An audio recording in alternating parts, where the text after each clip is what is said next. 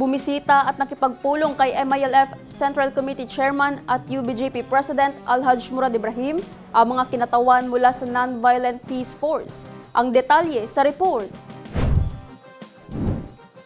Pinangunahan ng Head of Mission ng Non-Violent Peace Force na si Dr. Delcy Ronnie ang courtesy visit at pakikipagpulong kay MILF Central Committee Chairman at UBJP President Alhaj Murad Ibrahim.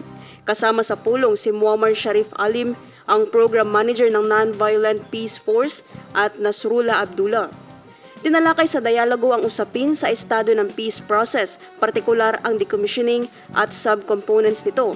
Sinabi ni Chairman Murad sa pulong na ang decommissioning process ay umabot na sa 4th stage, isang vital commitment sa ilalim ng Framework Agreement, Bangsamoro Organic Law, tulad ng livelihood support, capacity building at normalization programs na nananatiling mabagal ang implementasyon, kaya nagdesisyon ng liderato ng MILF na suspindihin muna ang interactions sa pagitan ng government counterparts hanggang marisolba umano ang usapin.